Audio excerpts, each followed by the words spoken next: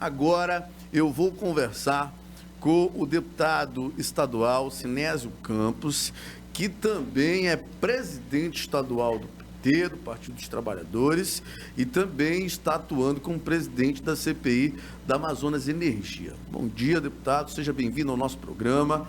O senhor vem trazendo novidades aí da CPI, seja sempre bem-vindo aqui no nosso programa.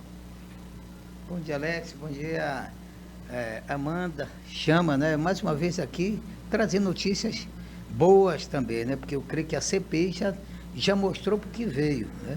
Teve aí o problema desses feriadões prolongados, mas continuamos aí, primeiro sintetizando as informações que chegam para a CPI, que é o caso da ANEEL. Estivemos lá com o diretor da ANEEL, e que nos passou detalhadamente todas as informações. Inclusive, é bom que se diga, um problema também, Alex, que atinge aqui o Amazonas e o Brasil, eu acho que é um absurdo. Nós vivemos em estados federados, são federações, né? Estados federados, mas verificar que o Brasil tem vários Brasis, e quando se trata da interligação do Sistema Nacional de Energia, é absurdo para todos nós aqui pagarmos essa tarifa de escassez hídrica, né? Ou seja, estou mostrando para você, um exemplo, só eu aqui na minha conta de energia, eu paguei R$112 só de escassez hídrica. E depois você vai ver as imagens, quando nós tivemos lá em Balbina, não é? Ou seja, nós produzimos aqui 250 mega de energia, porque cada turbina produz 50 mega. E são 5. Só está em funcionamento 4, porque uma está em manutenção. Inundando, inclusive, áreas, porque ali de Presidente Figueiredo. Então, eu queria exatamente dizer que agora, a partir do dia 15, vai sair dessa tarifa negra, que eu digo assim, né, para a tarifa verde, ou seja, vamos deixar de pagar na conta de energia. Isso nós vemos falando desde o início, porque não dá para tratar os Brasis de forma igual. Exatamente, eu não consigo entender até hoje por que a gente paga essa tarifa de bandeira vermelha, bandeira amarela. Só poderia explicar também? Primeiro, o Conselho Nacional de Energia Elétrica, né, que na verdade define, junto ao Ministério de Minas e Energia, tarifa igual para todos os estados que estão interligados no sistema nacional. Ou seja, quando a gente fala de união de no sistema ainda nacional, aqui nem nós e nem aqui o nosso estado vizinho Roraima. No caso aqui Manaus já está, agora está levando para Parintins, eu digo assim, fique alerta, Itacoatiara. Então vai acabar que nós temos vários municípios que ainda estão no sistema isolado, que é outra questão que a CPI está analisando de como é que isso está se tratando. Então, eu vejo, Amanda e Alex, nós pagamos aqui algo que o Congresso Nacional tem que se debruçar. Não tem como. Primeiro, nós já sofremos muito, inclusive com as cheias agora. Exatamente. Né? As cheias, o povo precisa de apoio e suporte. As comunidades sofrem já com uma tarifa elevada, ainda tem que pagar escassez hídrica. Então não dá para tratar o Sul igual ao estado do Amazonas, que nós estamos na maior bacia hidrográfica do mundo.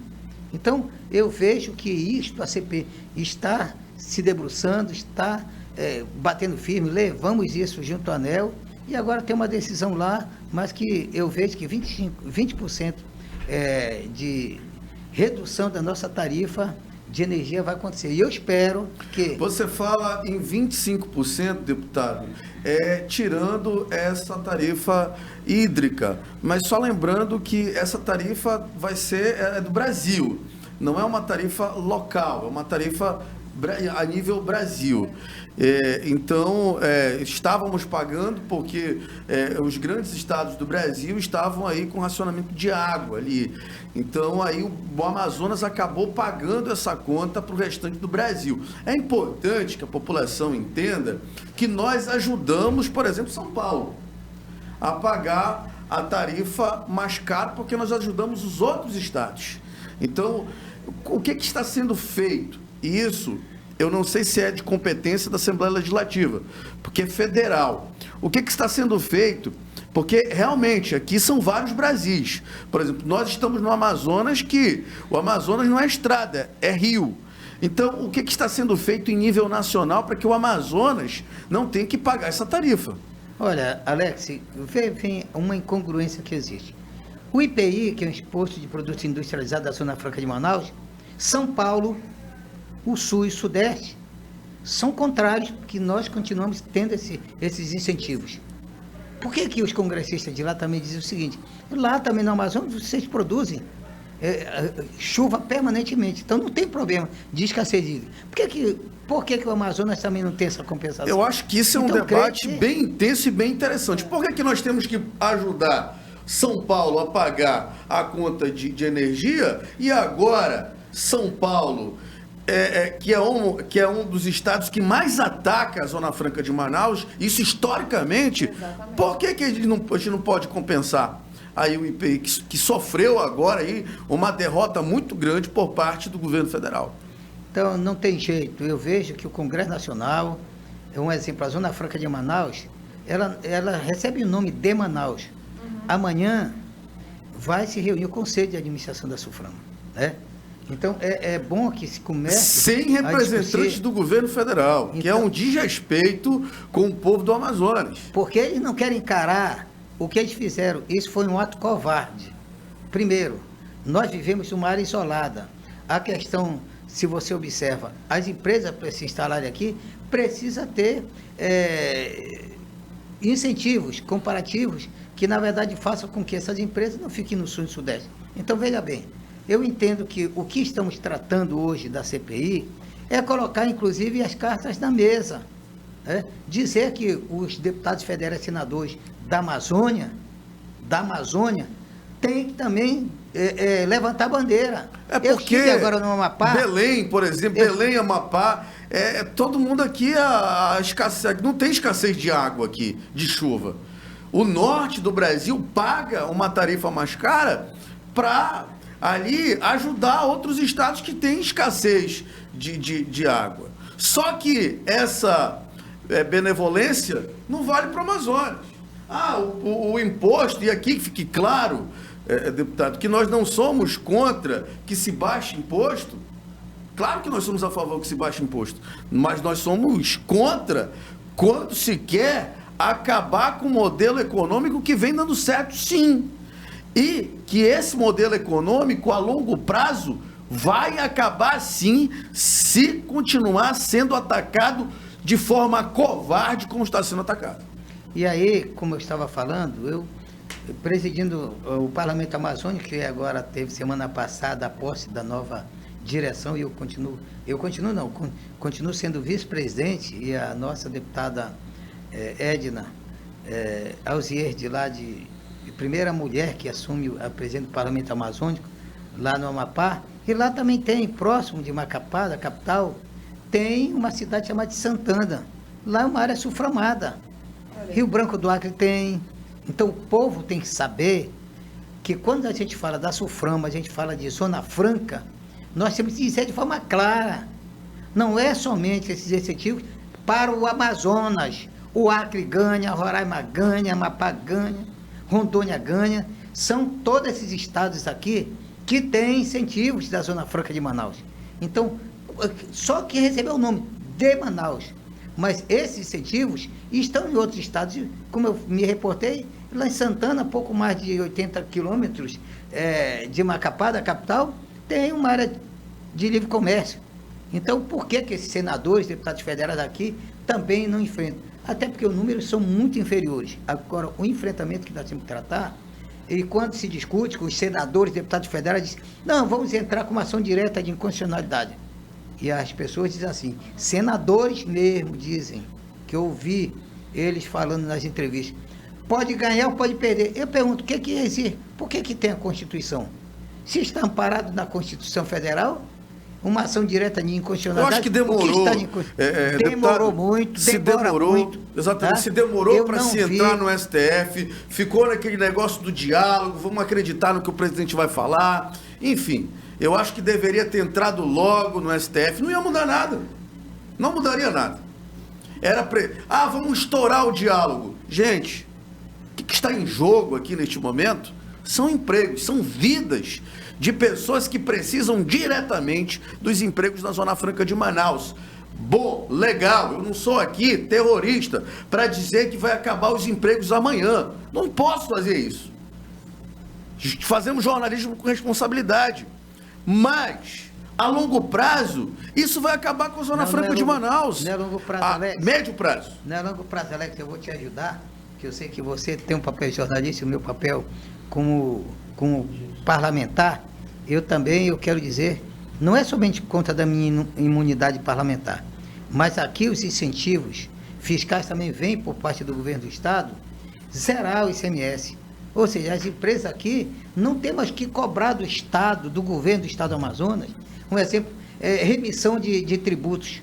Já está no osso, como diz o Caboclo, né? Agora, o que é que acontece? O governo federal, que contingencia os recursos, os tributos arrecadados aqui, que são encaminhados para o Tesouro Nacional. O que temos desse governo federal? É um governo federal que não se preocupa de ver as peculiaridades das regiões dos estados. Não dá para tratar São Paulo igual os estados da Amazônia. Não dá para tratar primeiro. E aí, voltando por conta do porquê da CPI. Um exemplo. Temos aqui a hidrelétrica de Balbina.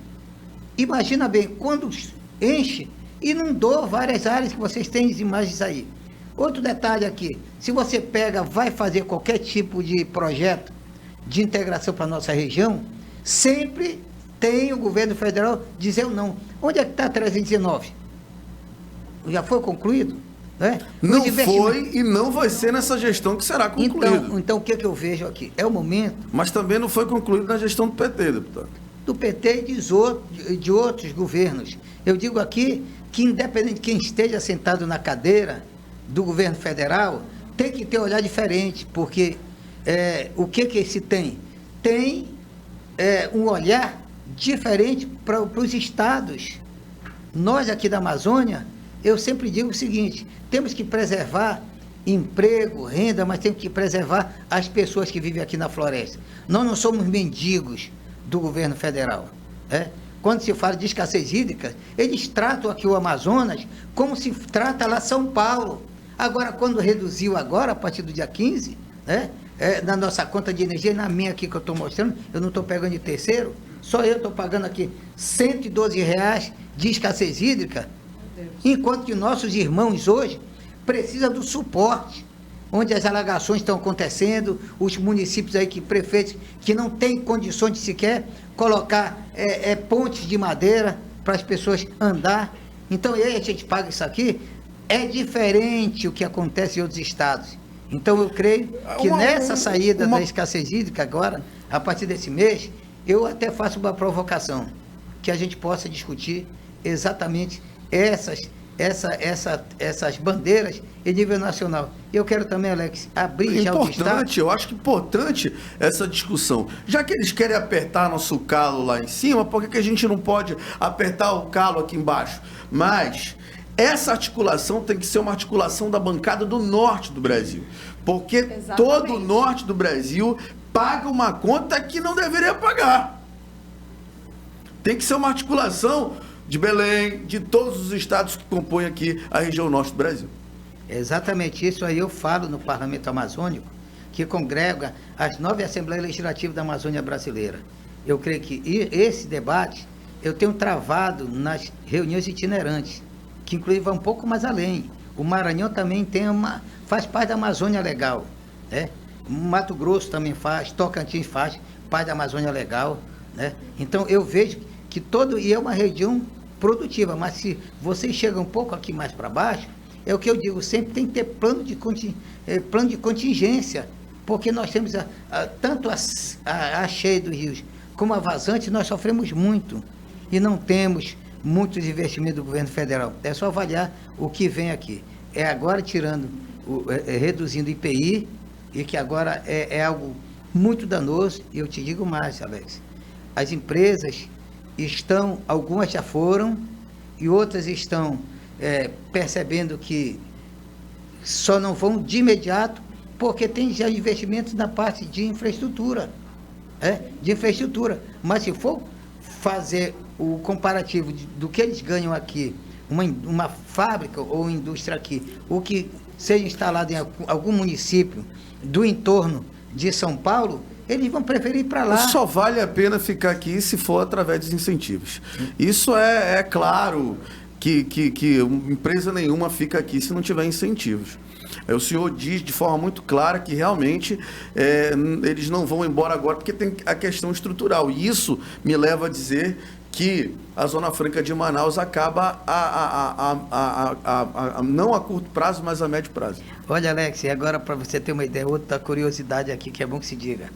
Sinésio, nós estávamos falando sobre a tarifa aí que nós pagamos aí para o restante do Brasil, e a gente falava que a região norte tem que endurecer também um discurso contra aí as cidades do Brasil que precisam, que tem escassez hídrica, porque eles estão endurecendo aqui o discurso contra a isenção do IPI.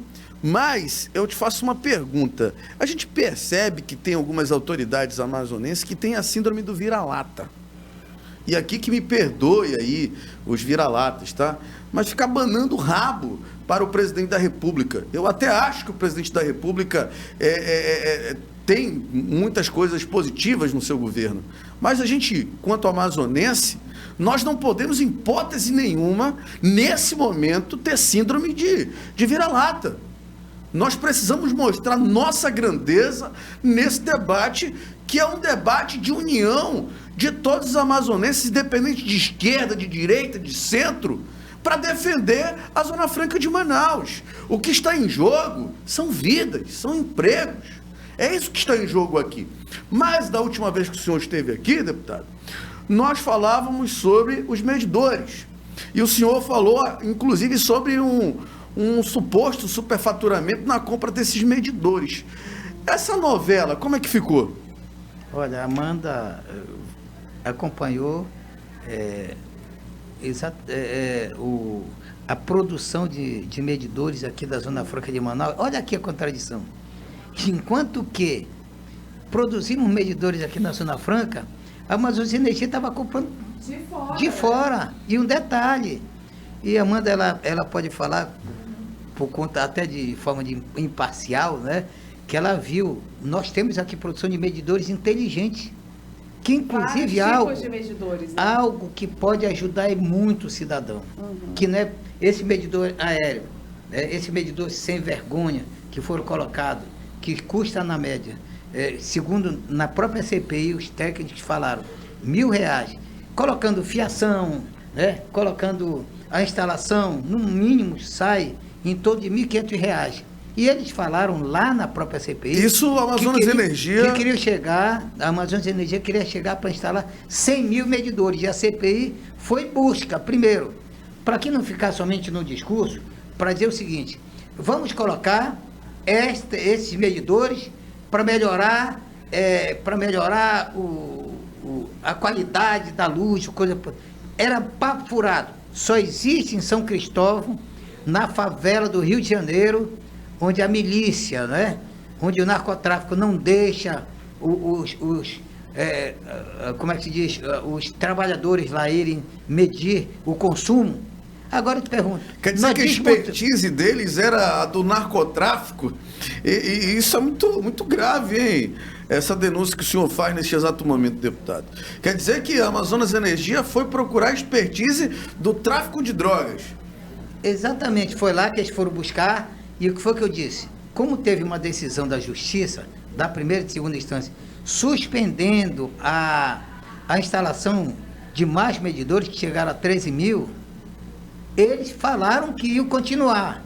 E a CPI foi para cima e mostrou, Amanda. E você pode falar também que você certificou os medidores muito mais, o top, que pode inclusive verificar quando queima um eletrodoméstico do cidadão, o medidor identifica, até depois para ter o seu ressarcimento, custa em torno de R$600. Esses vagabundos que colocaram aqui, esses medidores vagabundos, somando todo de cima da leitura e os medidores lá de baixo, não chega em torno de R$ 500 o que nós presenciamos aqui. Então você começa a observar... Então a gente pode falar de superfaturamento, né? Sim. Deputado? Tranquilamente. De forma muito clara, né? Tranquilamente. Então, você ouviu, depois que nós denunciamos, né, Amanda? Você viu a Amazonas Energia querer entrar na justiça, que eles falaram que colocar mais medidores? Eu vou dizer o seguinte, tem que tirar esses que eles colocaram, porque esses medidores não dão garantia com que o cidadão possa identificar uma queda de energia, uma queima do seu eletrodoméstico, não tem garantia nenhuma. Então essa empresa, ela não pode colocar, inclusive da ANEEL, outras informações que eu tenho, essa empresa não pode colocar mais de 100 milhões que quer gastar nesses medidores na conta como se fosse de investimento. Isso não é investimento, isso é algo de uma experiência que na verdade não tem nada a ver com a realidade aqui do Parque 10. Eu queria que o senhor explicasse novamente essa experiência, porque é muito grave. Nenhum lugar do Brasil, só em São Cristóvão, que teve essa experiência dos medidores no Alto dos Portes? Desse modelo, sim. Só em São Cristóvão? Desse modelo, sim. Tem medidores, tá certo? Que também tem uma similaridade como esse, que nós identificamos, mas são medidores inteligentes que resguardam o cidadão, o consumidor, para que ele possa, na verdade, ser ressarcido quando queima o eletrodoméstico. Como são esses medidores inteligentes? Eu vou passar até para a Amanda, que ela acompanhou aí com a gente. Na verdade, a gente chegou a exibir uma reportagem. Será que tem como a gente resgatar essa reportagem? Vamos aguardar aí quanto a nossa produção procura. Eu tenho fotos aqui também, eu vou enviar aqui as fotos. Mas esses medidores inteligentes, é possível que o cidadão consiga monitorar, é isso? Monitora. Esses medidores lá que instalaram, esses medidores inteligentes são produzidos aqui na Zona Franca. Na Zona Franca. Esses medidores que instalaram são medidores jurássicos, da pré-história, não tem nada a ver. É o medidor comum, é o contador comum, com o medidor do consumo de energia lá em cima, só. Ou seja, é um híbrido do que temos do convencional, somente a leitura da fatura lá em cima. Mas isso aí não melhora em qualidade nenhuma, o consumidor não ganha nada com isso. É para dizer o seguinte, dificulta o cidadão ter a leitura ou então a informação do seu consumo. O que nós queremos é outro, é respeito. Então a CPI, ela também foi para cima, fomos verificar, denunciamos isso, inclusive isso vai estar no relatório que nós estamos fazendo. Tem muita notícia boa. Outra coisa aqui que nós queremos também falar, aquele ponto que nós estávamos falando da escassez hídrica, é a questão da tarifa social. O prefeito Davi Almeida também já citou no dia de ontem a questão da tarifa social, né, para a água, ou seja, quem consome até nos percentuais de consumo mínimo, né, estará isento da questão da cobrança. Mas eu digo o seguinte, tarifa social, Alex, 100 megawatts, 100 quilowatts de energia que o cidadão consome, ele não tem direito nenhum contador, nenhum ar-condicionado. Olha aqui o absurdo. A gente paga escassez hídrica para ter direito à tarifa social, e eu falei isso lá na ANEEL, em Brasília, eu disse, tem que ampliar o consumo da energia para o cidadão ter o direito à tarifa social. Eu quero dizer que, da forma como está, poucos são aqueles que estão no cadastro único no direito à tarifa social. Então, qual é o encaminhamento que eu faço aqui? Que o Congresso Nacional, que nossos senadores, deputados federais aqui da Amazônia, percebam que nós estamos próximos da linha do Equador. Aqui é muito quente, é quente e úmido, não é quente e seco, quente e úmido. Tem que ter pelo menos um ar-condicionado na sua casa, que não é luxo. Mas se você tiver um ar-condicionado, você já passa do nível de consumo de energia que te assegura a tarifa social. Então eu chamo aqui a atenção, porque 31 de janeiro foi o prazo final para a inclusão. E eu até parabenizo o Davi, o prefeito, de estar colocando a Secretaria de assistência social, o governo do estado, as prefeituras, para que as pessoas sejam incluídas. Isso não era necessário. Alex, tanto a Manaus Energia como a Águas de Manaus, elas têm exatamente todo o controle que é dado pelas secretarias de assistência social dos municípios, com o governo federal. Está lá todo mundo que está inserido na tarifa social. Não era preciso o governo, as prefeituras correr atrás do cidadão. Era uma forma, assim, livre não, que era de forma compulsória, para dizer o seguinte: você está inserido, você tem direito, então você não é preciso correr atrás. É aquela história, né? Se você não for reclamar, por isso que a CPI aconteceu. A CPI descobriu até gato da Amazonas Energia. Então, para você ter uma ideia, o quanto que essa empresa não é séria. Segundo o ANEEL, é uma empresa deficitária, é uma empresa que não, essa sim, ela está operando, não é na escassez hídrica, ela está operando no vermelho. Mas por quê? Investe mal, não sabe cobrar, porque da forma como faz, cortando energia até de posto de saúde, de escolas, né? Chegando no cidadão de forma assintosa, de respeitosa. Por isso que nós fizemos a CPI, a cartilha, e o cidadão agora sabe que não pode ser cortado a luz no final de semana. Tem como essa empresa dialogar. Muita coisa já aconteceu com essa empresa, correto? E vamos continuar. Tem muita coisa para tratar, mas eu vejo que essa questão da tarifa social me preocupa muito, porque é preciso o cidadão ir atrás de algo que deveria ser de forma compulsória por parte do governo federal, das empresas concessionárias, tanto de água como de energia. Tá aí, olha a foto dos medidores que são produzidos aqui no Amazonas. Aqui nessa empresa do Distrito Industrial. Esses são os medidores inteligentes. São vários modelos, né? São 1, 2, 3, 4, 5. São 5 modelos, 5 ou 6 modelos, né, deputado? E não é preciso ficar atrepado que nem macaco lá em cima. Não é preciso. Será se essa empresa, que agora, inclusive, se é uma empresa privatizada que visa lucro, que curiosidade é essa que não buscou no mercado medidores locais e de qualidade, com procedência? São bons. Esses são inteligentes. Aqueles lá são medidores dos Flintstones. Não é verdade? Segundo deputado, ultrapassado. E a Amazonas Energia foi buscar essa expertise fora do nosso fora do estado, em um lugar, inclusive, que foi feito ali para traficantes. Foi essas palavras do deputado aqui.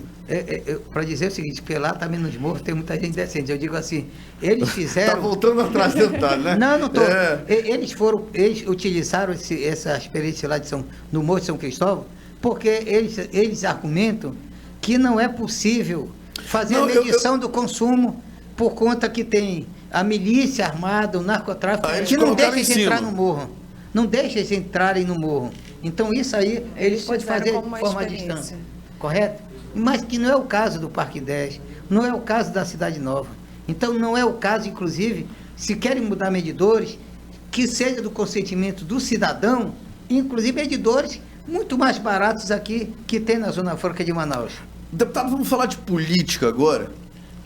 Agora, política partidária. O senhor é presidente de um partido que tem um dos maiores fundos partidários aqui do estado do Amazonas, que teve presidente da República, teve uma presidente da República que foi cassada e que tem um ex-presidente que está em primeiro lugar nas pesquisas. O senhor, da última vez que esteve aqui, o senhor disse que o candidato ao Senado pelo PT era o senador Omar Aziz. Ele já tinha indicação do presidente Lula. O deputado José Ricardo esteve aqui sentado nesta mesma cadeira que o senhor está sentado, nesta mesma posição, e ele disse que o presidente não recomendou que o candidato seja o senador Omar Aziz. Ele falou, disse que não tem recomendação nenhuma, que o partido está discutindo, inclusive, ter um candidato ao Senado e ter um candidato ao governo do Estado. O senhor confirma essa informação?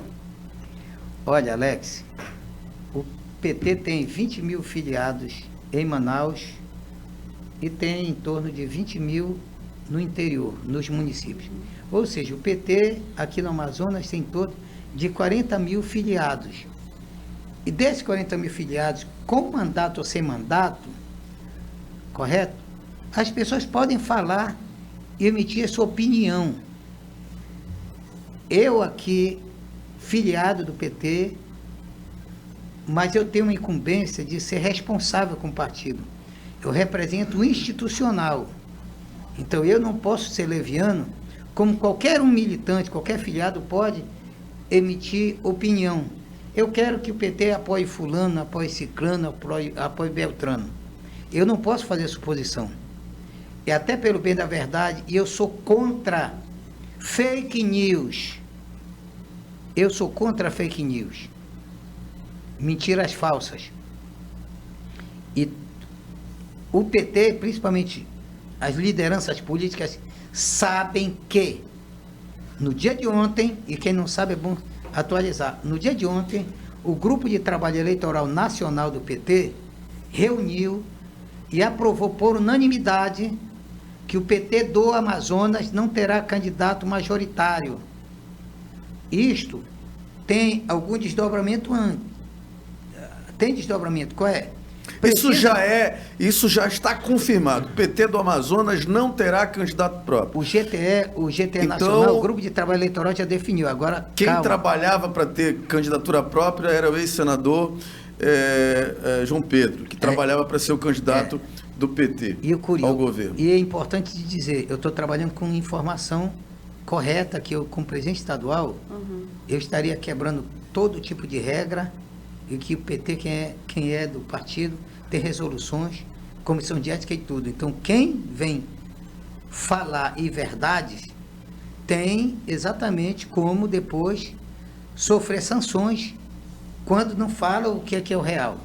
Então, veja bem, o próprio presidente Lula, quando esteve recentemente, deixou claro na presença de várias lideranças que o PT não poderia fazer experimento com o candidato. E agora, ontem, eu estou dando uma notícia que é a primeira mão que eu estou dando para você aqui. Né? Eu não ia falar isso aí. Eu ia redação, guardar, hein? né? O GTE, o Grupo de Trabalho Eleitoral, definiu no dia de ontem, por unanimidade, e que estão inseridos todas as forças, todas as tendências internas do partido, que o PT no Amazonas não terá candidato. Agora terá ainda um outro momento, claro, que é a Comissão Executiva Nacional e o Diretório Nacional que vai definir. Mas dificilmente essas instâncias, quando tem uma decisão do GTE Nacional, que foi aprovado por unanimidade, que o PT também tem assento lá, do Amazonas, e que foi aprovado por unanimidade. Ou seja, isto é fato. Desdobramentos disso. Quanto que você me perguntou sobre a questão do senador Omar como candidato? O presidente Lula e também a direção nacional já bateu o martelo. Querendo ou não, já definiu. Não é o deputado Sinésio, é a direção nacional, e nós aqui também compreendemos da importância. Então, o Omar é o candidato, e quem quiser apostar, eu aposto qualquer valor. O candidato nosso ao Senado chama-se Omar Abdel Aziz. Já está decidido isso aí. Então, qualquer fato que possa, de repente, tentar inflar algum nome para a disputa, tanto de governo como de Senado, são inócuos, são estéreis, são puramente discursos. Então, eu queria deixar bem claro que eu não falo aqui com as minhas opiniões somente, eu falo como instituição. Como citei, são mais de 40 mil filiados do Amazonas. Claro que muitos vão ser contrários de querer candidatura própria, mas para ter candidatura própria deveria ter uma candidatura com viabilidade eleitoral. E alguém que sentou nessa cadeira aqui seria a única pessoa com viabilidade eleitoral, que já disputou 3 eleições majoritárias, que deveria ter coragem de disputar agora. Por que Inclusive que vem, com votações por que muito que vem expressivas, agora, né? Por que vem agora para a reeleição? Aí diz assim, é um projeto nacional de ter deputados federais. Da mesma forma, a federação que nós estamos constituindo aqui, que o PT Nacional fez, PT, PCdoB e PV, é para ampliar o número de bancada estadual como federal e eleger um senador. Ponto.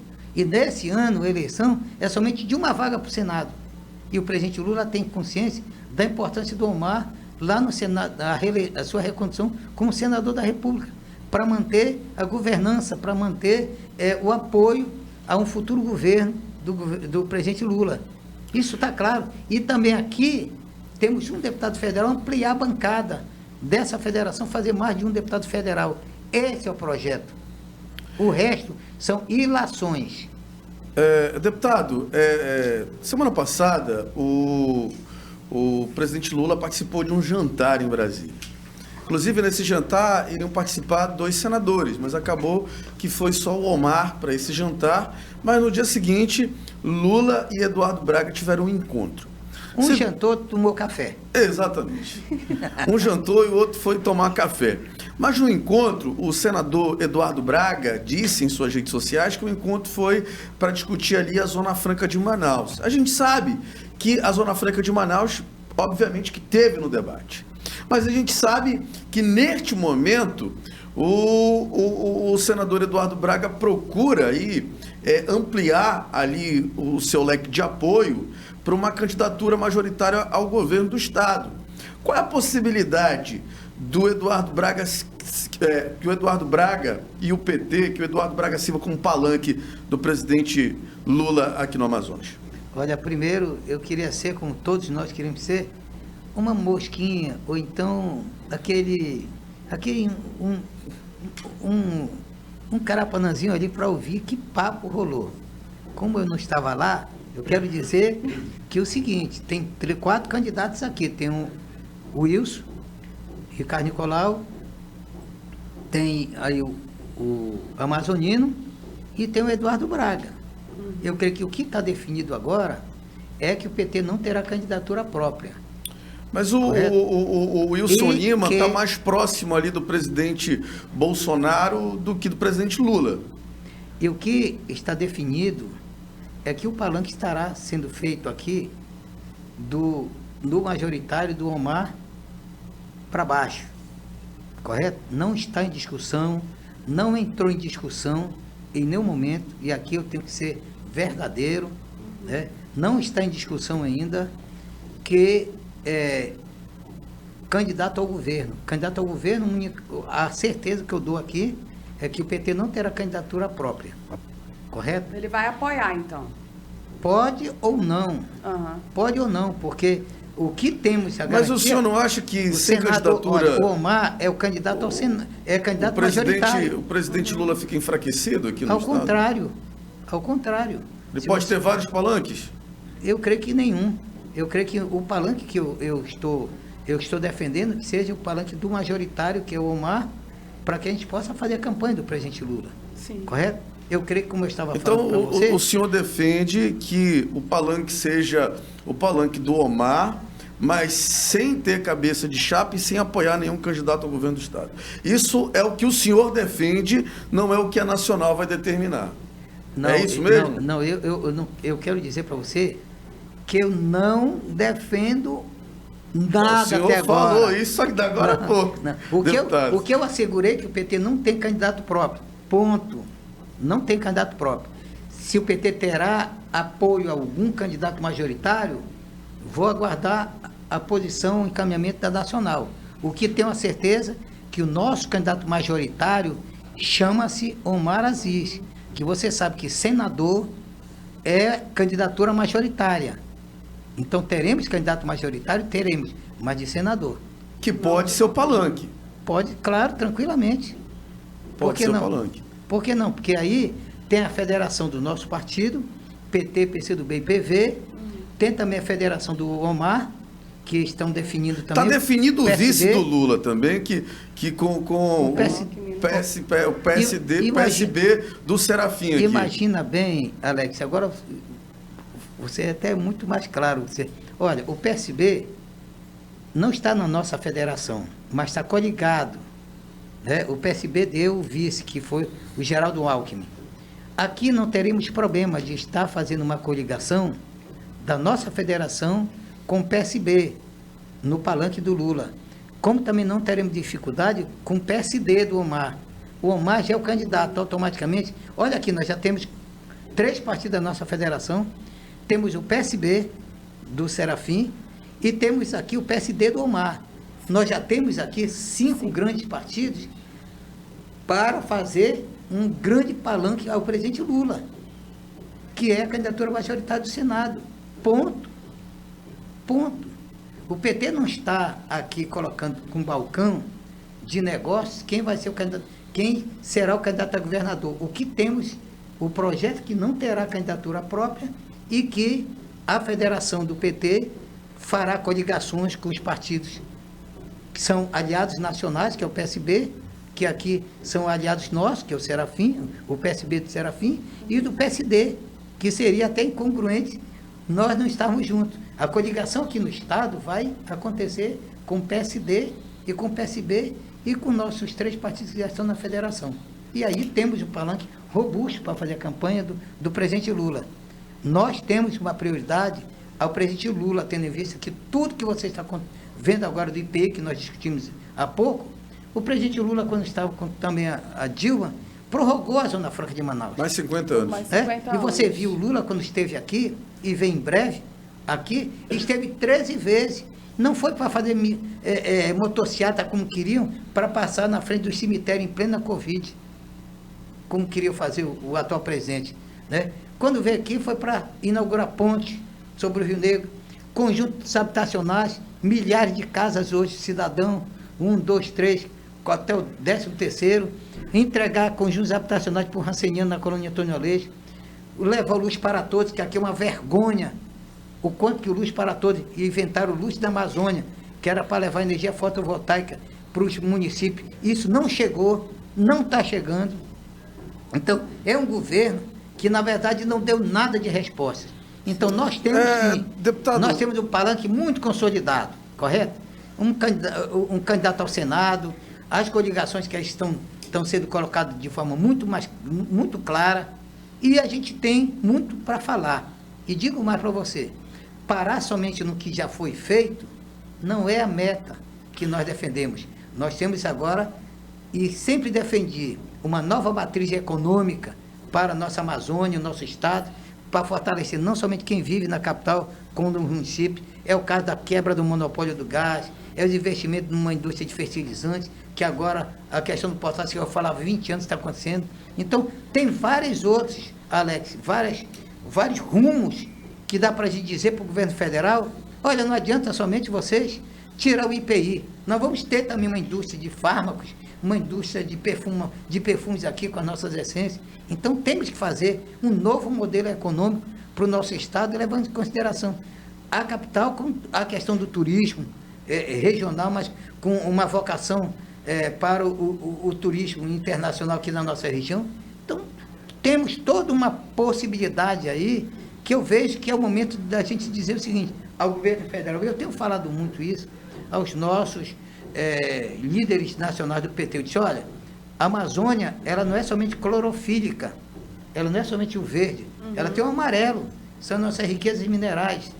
Tá? Nós temos aí todo um potencial que tem que ser investido para dar direito ao homem, ao cidadão que mora na floresta, que mora nas áreas urbanas, que mora aqui preservando o nosso bioma, mas precisa viver com dignidade. Então, eu tenho certeza que temos hoje não somente um palanque, como sempre se diz, correto? Mas temos discurso e temos um conteúdo programático para discutir a questão fundiária.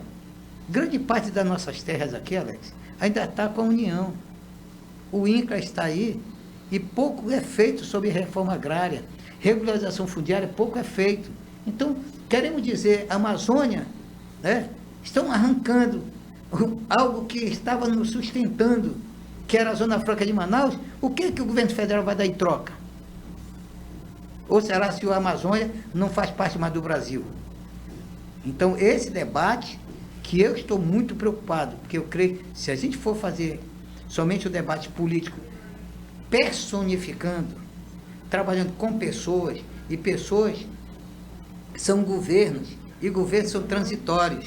Eu defendo política de Estado, por isso que eu defendo algumas pautas que durou 15, 20 anos, e eu sempre digo aqui, é hora da colheita. Tudo que eu falava, que era colocado assim como suposição, como conjectura, está se tornando inviável o projeto de fertilizante.